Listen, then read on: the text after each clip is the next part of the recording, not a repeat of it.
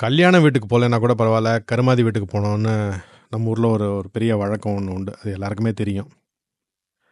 ஆனால் இந்த 26 வயசு பொண்ணோடைய கருமாதிக்கு அவரோட ஒரு களி கூட வரல. Yeah, talking about the story of Anna Sebastian பெரையல். இது வந்து இப்போ ரீசெண்டாக பயங்கரமான நியூஸ்லலாம் இருந்தது. ஆனா அவங்க வந்து கேரளாவில் படிச்சுட்டு அதுக்கப்புறம் she gets a job in Ernst and Young in Pune. Ernst and யங்கோட ஒரு ஒன் ஆஃப் த எஸ்ஆர் பேட்லி பாய்னு ஒரு ஃபர்ம் இருக்குது. அந்த firm belongs to that big four family of Ernst and Young. அதில் வந்து ஒரு ஆடிட் டீமில் பார்ட் அண்ட் பார்சலாக ஒர்க் பண்ணியிருக்கு இந்த பொண்ணு. 4 மாதமாக ஒர்க் பண்ணியிருக்கு. இந்த இதில் வந்து பயங்கரமான work pressure and work stress இருந்திருக்கு அப்படின்னு அவங்க அம்மா சொல்கிறாங்க. அது தாங்க முடியாமல் ஆனா passed away unfortunately due to a cardiac arrest. இது வந்து வித் வெரி ப்ரொஃபவுண்ட் ரிக்ரெட் இதை வந்து நம்ம சொல்ல வேண்டியிருக்கு. 26 வயசு பொண்ணு. இது வந்து you know our hearts go out to that family. இந்த லாஸ் வந்து ஒரு irreparable லாஸ். என்ன சொல்ல முடியும், என்ன சொல்லி என்னதை கன்சோல் பண்ண முடியும்? 26 வயசாக பார்த்துக்கிட்டே இருந்திருப்பாங்க. அந்த பொண்ணு கஷ்டப்பட்டு படித்து முன்னேறி சிஏ பாஸ் பண்ணியிருக்கு. சிஏ பாஸ் பண்ணுறது ஒன்றும் அவ்வளோ ஈஸி கிடையாது. அதுக்கு வந்து நிறைய கோர்சஸ் அண்ட் எக்ஸாம்ஸ்லாம் இருக்குதுன்னு எல்லாருக்குமே தெரியும். இது சின்ன வயசுலேருந்தே நம்ம பார்க்குறோம். சிஏ படிக்கிறது தான் ரொம்ப கஷ்டம்டா அப்படின்னு சொல்லி, வேணாம்ப்பா நீ வேறு ஏதாவது பண்ணு, ஐசிடபிள்யூஏ பண்ணு அப்படின்னு வந்து திசை திருப்பி விட்ருவாங்க. சிஏ பண்ணவே பண்ணாதே, அது ஒரு பெரிய லாங் ப்ராசஸ் அப்படின்னு. ஃபவுண்டேஷனல் கோர்ஸ்னு இருக்குது, இன்டர்னு இருக்குது. இன்டர்லேயே 2 பார்ட்ஸ் இருக்குது, குரூப் 1 குரூப் 2. அதுக்கப்புறம் ஒரு ஆர்டிகல்ஷிப் வந்து ஒரு சீனியர் சார்ட்டர்ட் அக்கௌண்ட்டை வந்து 2.5 to 3 வருஷம் ஒர்க் பண்ணணும். அதுக்கப்புறம் சிஏவை படித்து அட்லீஸ்ட் ஒரு 1 இயராவது படிக்கணும். எனக்கு தெரிஞ்ச சில பேர்லாம் நான் சிஏக்கு படிச்சுட்ருக்கேன், ஐசிடபிள்யூக்கு படிச்சுட்ருக்கேன்னு சொல்லியே டைமை ஓட்டுவாங்க. எப்போ கேட்டாலும் நான் ஐசிடபிள்யூக்கு படிச்சுட்ருக்கேன், சிஏ படிச்சுட்ருக்கேன்னு. இந்த வாட்டி போயிடுச்சு, அடுத்த வாட்டி எழுதணும், இந்த வாட்டி போயிடுச்சு, அடுத்த வாட்டி போகணுன்னு எழுதுவாங்க. த graduation rate for CA is very very anaemic. பார்த்தீங்கன்னா ஒரு 5 to 10% தான் அந்த நேஷன்லேயே பாஸ் பண்ணுவாங்க. அப்படின்னா ஒரு 100 பேர் எழுதினாங்கனாக்கா 5லேருந்து 10 பேர் தான் பாஸே பண்ணுவாங்க. மிச்சம் 90 பேர் ஃபெயில் ஆவாங்க. அப்பேற்பட்ட காம்படிட்டிவ் எக்ஸாம் சிஏ. அந்த சிஏவை பாஸ் பண்ணிவிட்டு இந்த பிக் 4ன்னு சொல்கிற ஃபர்ம்ஸில் இதுவும் ஒன்று, ஏர்ன்ஸ்ட் அண்ட் யங்கும் உண்டு. Very prestigious firm. பல வருஷமாக இருந்திருக்காங்க. அந்த ஃபர்மில் ஒர்க் பண்ணியிருக்கு 4 மாதமாக புனே ஆஃபீஸில். ஆனால் வேலைப்பளு ரொம்ப அதிகமாக இருக்கும்.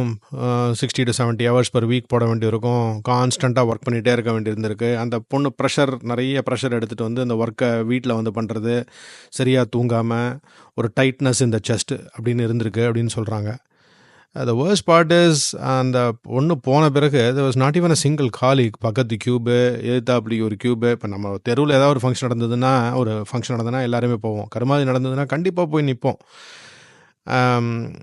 ஆனால் இது வந்து ஒரு காலீகுக்கு நடந்திருக்கு அப்படின்னு அவங்களுக்கு தெரிஞ்சுதா, இல்லை அந்த 4 மாதமாக இருக்கிறனால we are so junior Ernst வந்து ஒரு பெரிய சச் அ ப்ரெஸ்டீஜியஸ் ஃபார்ம், ஆள் ஒவ்வொரு வேலை பண்ணிட்டுருப்பாங்க.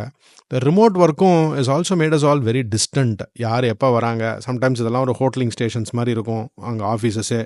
யார் வந்து உட்காடுறாங்க, அவங்க என்ன வேலை பண்ணுறாங்க, ஒரு பெரிய மேட்ரிக்ஸ். யாருக்காக ஒர்க் பண்ணுறாங்க, எந்த கெப்பாசிட்டியில் ஒர்க் பண்ணுறாங்க, எந்த கிளையண்ட்டுக்கு ஒர்க் பண்ணுறாங்க, ஒன்றுமே தெரியாது. இந்த டே அண்ட் ஏஜில் என்னென்னா, நம்ம கையில் ஒரு ஃபோன் இருக்குது. We are all very well connected. WhatsApp இருக்குது, ஃபேஸ்புக் இருக்குது, எல்லா விதமான சோஷியல் மீடியாவும் இருக்குது. But still we are never more aloof then what we are now. ஏன்னா I see that in all the kids. இப்போது கையில் ஒரு ஃபோன் இருக்குது, தேர் ஆல் வெல் கனெக்டட். ஆனால் யாரும் யாரோடையும் க்ளோஸ் இல்லை. யாரும் யாருக்காகவும் எந்த வேலையும் செய்யவும் மாட்டாங்க. நான் ஜெனரிக்காக ஸ்டீரியோ டைப் பண்ணுறேன்னு நினைக்காதீங்க. நீங்கள் கமெண்ட்டில் பதிவு பண்ணுங்கள், நீங்களும் இதை தான் பார்க்குறீங்களா அப்படின்னு நீங்களும் கமெண்ட்டில் பதிவு பண்ணுங்கள். It's just astonishing that how far we have come, and to think that the further we have come the more distant we are. You know, we don't see them. அந்த பொண்ணு என்னெல்லாம் கஷ்டப்பட்டதோ, என்னெல்லாம் ஸ்ட்ரெஸ் அனுபவிச்சதோ யாருக்குமே தெரிய போகிறதில்ல. இதுக்கு வந்து அந்த கம்பெனி என்ன சொல்லியிருக்குன்னா, will take all the actions. எங்களுக்கு தெரியல, யாரும் ஃபியூனரலுக்கு வரல. ஃபியூனரலுக்கு யாரையும் வர சொல்லி கட்டாயப்படுத்த முடியாது. பட் ஸ்டில் இப்படி யாருமே கூட இல்லாத மாதிரி ஒரு work என்வாயர்மெண்ட்டாக the Human Rights Commission has now taken notice of it and is trying to get in and do some fact finding. இதுக்கு நடுவில் சில பொலிட்டிக்கல் ஸ்டேட்மெண்ட்ஸும் போயிட்டுருக்கு. இது மாதிரி பொலிட்டிக்கலாக அது ஒரு தனி ட்ராக், அதை நான் இப்போ கவர் பண்ண விரும்பலை. It's just so tragic, and the workplace culture has now turned so differently.